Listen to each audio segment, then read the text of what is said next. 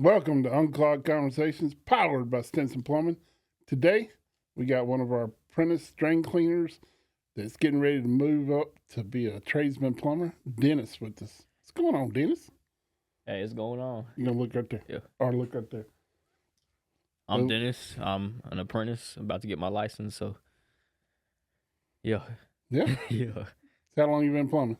Almost 2.5 years. So Almost about to 2.5 be 3 years. So learn a lot every single day. You learn new things every day. So you never know what you're gonna run into. So what's your favorite part about plumbing? My favorite part about plumbing is it's always something different. You're never doing the same thing as you was doing yesterday. So it's always something different. Always learning. You can use it. Use it even if you're not in plumbing. Just going to buy a house, you know what to look for. So what's your favorite tool? Or give me your favorite inexpensive tool, and then your favorite most expensive tool. My favorite inexpensive tool is probably some channel locks. You're always going to use channel locks on the job. So channel locks. I like nit picks. I've had those for almost 1.5 years, and they haven't broke on me. So I like nit picks. If you kept them for 1.5 years, you're doing better than most people. Yep. I try not to lose my tools. I don't like spending money when I don't need to. So most expensive tool that's good to have is probably what's the one tool that you want to save money to buy? I know that I provide most of the you provide most of the tools. But what is one tool you want to save money to buy? That's a good question. It's a real good question. Come on, it got to be something.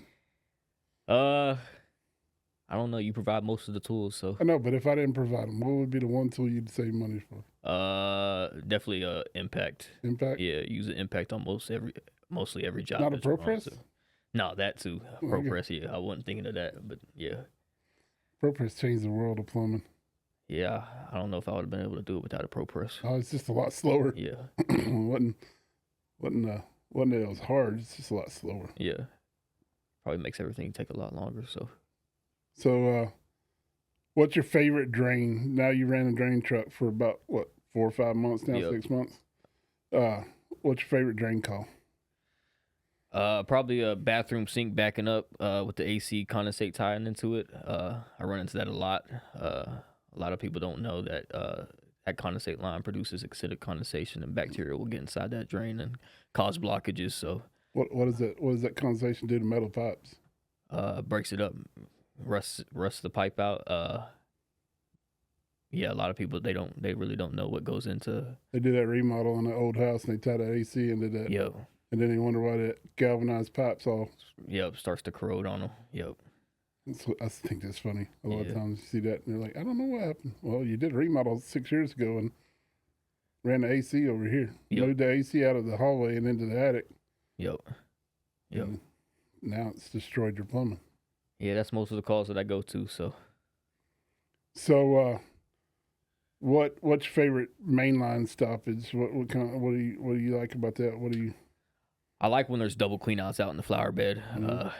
Makes it a lot easier on me. I don't have to pull a toilet on the inside. So if those double cleanouts are holding water, then I could just run my drain. So do you try to teach your customers what this is? I try to inform them as best as I can on what the double cleanouts are. Usually residential, you'll have one line that exits the house, and then you'll have double cleanouts somewhere out in your flower bed.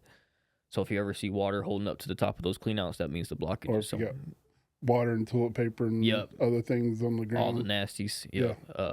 That means your blockage is somewhere out in the yard. So that's what I like.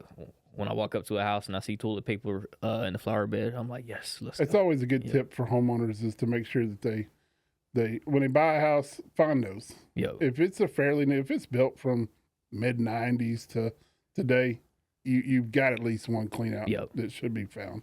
If it's an older house and it's cast iron, it's generally buried. Very seldom do you see them on them older houses. You got to go find them. They're there a lot of times. You just got to go find them, or at least a single one-way clean out is. And so you just got to go find them. But what's your favorite camera? You ran most of them that we got. We got Spartan and Milwaukee and Rigid. Which one's your favorite? I like the Milwaukee one. It's battery powered, so you don't got to worry about trying to get an extension cord when it goes and dies on you. You don't have to worry about charging it with the extension cord. I got a good video. I think Rigid's got the best video out of them. We only got one Rigid left, but I think it's got the best video. But yeah, I like the Milwaukee. It's battery powered, so my Milwaukee. And I don't know if you played with this. You can click on it and label it what it is. Like you can label roots or brake. I probably need to show you how to do that. But you can label. I didn't know that. You type it in there what it is right there on the, like if you stop your camera on a brake. Yeah. You click the little tag up there and you can label it what it is. I didn't know that. So I started doing that more just so the customer can see what that is, or the next person that comes and works on it knows what it is. Hey, it's Connor at Stinson Plumbing. We're doing a giveaway at 250 subscribers. We're getting really close, so share this to your friends, subscribe, comment on this video, like this video, do everything you can to get a part of that giveaway. We'll have more details later on once we hit the 250 subscribers, but stay tuned. We're doing an even bigger giveaway when we hit 1,000 subscribers, so stay tuned for that one. Share this video, like this video, comment on this video so that you can see more and tell us what you want to see. All right, so what's your favorite customer? My favorite customer is probably somebody that's understanding, knowing that we're not coming out there causing problems. We're there trying to help them fix their problem. So somebody that's not already agitated at you whenever you open the door. Yeah. You want that understanding. I mean, the issue is most people they got a problem. Yep. And that's what we're here to. We're here to solve the problem. Yep. And so that's what, that's why we adapted to always be serving. Yep. It's because we're here to serve you and fix your plumbing, which is a vital part of having a house, is having working plumbing. Yep. And you do drains a lot. And so most of the time when you go out, people can't use the restroom or can't use the shower or whatever. So it is a big deal. Yeah, it's definitely. And so, especially when they got sewage coming up in the house. Oh, yeah. Nobody likes to smell sewage. So. Man, you don't want that in your house. And so, generally, you catch the more frustrated customers. Yep. When you're running drain calls. For sure. Drain calls have always been one of my favorite. You learned from me. I think we ran several drain calls together, and I think you learned. It is challenging. Yep, it definitely can be. Because you got to figure out the problem, and you got to figure out how to get to the problem. Yep. I think that's the biggest people don't understand, especially homeowners, is it's not like I can just come in and fix your issue. Yep. Like really, really fast.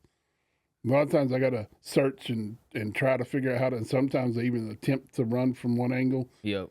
And especially when you get in an old cast iron, and if they got santees under the slab, a lot of times you can't make that turn. Nope. With a cable. And so, there's things that people don't understand. That's one reason I want to do this podcast, is kind of give a little bit of understanding of what it takes to run a drain truck. Yep. And since you've been doing it, you're we haven't had a sole drain truck in a little while. I don't think we've had one since you've been here. Nah, this is the first one. Yeah. We tried it several years ago, and then people moved on or moved up into plumbing, in which that's where you're headed. So how close are you to you did the class? I just sent off for my stuff, so just gotta wait. Here in the next couple months, we'll have you out there running regular plumbing calls. Schedule my. You excited? Oh, I'm excited. Kind of nervous, but got to start somewhere. Yep. I think running a drain call kind of gets you where you get comfortable working with customers. Yep. You've already been an apprentice for 2.5 years, like I said, so you've seen plumbing. Yeah. And done a lot of plumbing with our licensed plumbers. So I think it's going to be it's a good transition. Go run a drain call, which as soon as you get yours, then I'll move Jay into that role. Yep. And so he'll get his time because he's right behind you on time. And I think it's going to be good. So give me a crazy call. Give me one of your craziest things you've ran into running drain truck. It's probably a vape getting lodged inside of a toilet piece. Always comes back to babes. Yeah. Yep. Kids think they can flush those. And they tried to hide it from their dad, flush the vape, and then it got stuck, and then I ended up having to pull the toilet, and I pulled it out, and I went and showed them. So it all came back to the kid. Yep. Me and Corey had on one of the earlier podcasts, we had a story like that with a mama. We had to give it to the mama. And they don't like you when they spend money on you trying to hide something. Yep. They had a vacation schedule and everything for the kid, and He didn't get to go no more, huh? Nope. Lost that vacation. Where do you see yourself going with plumbing? Masters. That's the goal. You gonna own your own company one day? Yeah. I think that's the end goal for most people. Some people don't make it. Yeah. They realize it's harder. Yeah. But it's definitely a good spot to get your master's. I encourage Carissa's, she's going for her master's. She was in class, not the same class, but at class same time you were. Yep. And she's got class next week. So I'm excited about her getting her master's. Yeah, I think if you're going to start, you might as well go all the way up. Yeah. I don't see. There's some companies out there that don't want to. I got fired because I wanted to give them a master's. Really? Yeah. So, there's some companies that they think you're going to take their business and move on, but yep. there's plenty out there for everybody. Yeah. That's why there's 50,000 plumbing companies in DFW. Yep. And so there may be too many, but as long as you do good work and your customers will call you back. See different names every day on trucks. Yep. So Yep. So outside of that, what else you got planned for the future besides plumbing? Where do you see Dennis in 10 years? Might have a kid coming pretty soon. Oh, really? Yep. Well, breaking news. Breaking news. Well, breaking news to everybody. Yep. That'd be cool. Kids are fun. I got a grandkid now. Yep. Well, they're fun. Yep. So it'd be life changing. Yep. I got 4. Something new. Yep. I could loan you one for a week or two. I don't know about that. In a teenage age, I could have given you a 16-year-old to take with you for a day. Break you of that. All right, Connor, you got anything you want to add? Yeah, I do. Dennis, what's your least favorite drain call? My least favorite drain call is probably pulling the toilet. It's a bunch of nasty stuff in toilets, especially if it's already full to the brim. Trying to shop vac that stuff out, not very fun. So what can you find, like if you were to pull a toilet, what can you find, like once you pull that toilet, what is possibilities once you pull that toilet? So a lot of people don't know that underneath the toilet you have what's called a toilet flange, and that's what actually bolts the toilet down to the ground. So if that flange is broke, especially if it's a lead riser coming up, a lot of times the only way to fix that is to jackhammer up the floor and actually bring a new riser up with PVC in order to actually fix the problem. So there can be a lot that comes into pulling the toilet. So it's not just pulling and resetting the toilet. There's a lot of variables that come with it. So I'm your service manager. Some people might not know this, but I still know how to do the podcast. But you taught me something the other day that I thought was really cool. Urine crystals in a toilet. Tell us about that. Yeah, a lot of people don't know. You have jets underneath the rim of a toilet that actually produces the flush velocity to go down the drain. That's what makes it swirl. That's what makes it swirl. Yep. So if those jets get clogged up with calcium buildup, the flush will be weaker. So to elaborate a little bit, when you urinate, especially men standing up urinating in the toilet, you get a lot of splash, and the splash will splash up underneath the rim of that toilet, and if you've got teenagers or young boys, they miss, and so it rolls down the toilet. That urine will crystallize over time and just continue to build up on those. The way you can test that, if that theory's right, if it's that, is you take a 5-gallon bucket of water and you put about 2.5 gallons of water in it, and you pour it in there. And if the toilet flushes good, but the toilet won't flush by just tripping the lever, the jets are gone, the ports are gone on the toilet. The toilet's gone. There's nothing you can do. Now, there's some home remedies you can do. You can try. You can put CLR in there, but you're going to take about a month of messing with it to get the toilet back to where it was. Now, there are some customers that's what they want to do and they want to try. That's fine. But you are looking at a month of sitting there pouring CLR down that toilet and flushing over and over and over and over and over for about a month. And you'll get that toilet back working. But that's about the only home remedy that's worth trying. I actually ran into that today.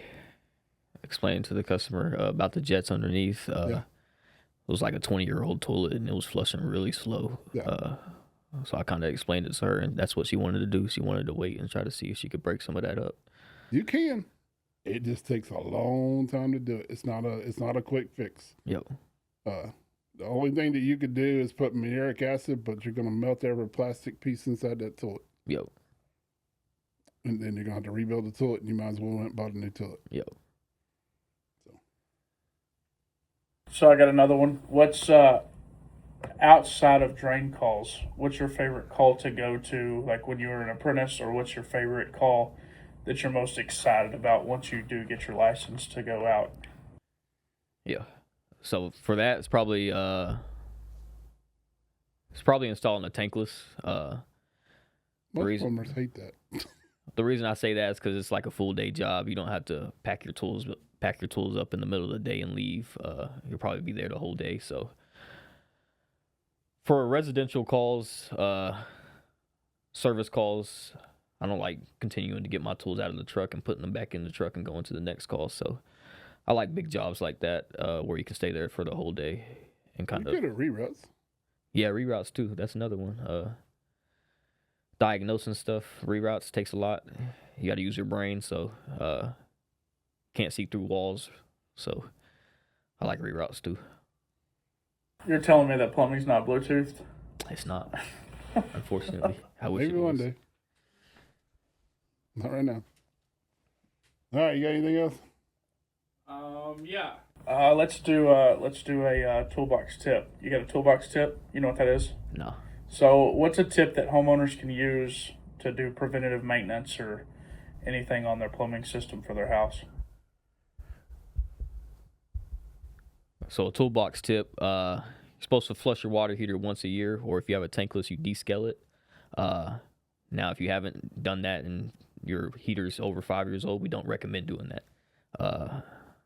Because then it might leak after you get done flushing it. Or not work. Or it won't light back up. What about drain calls? Is there any preventative for drains? Don't use flushable wipes. That's the number one. Flushable. Yeah, but they're not. They're not flushable.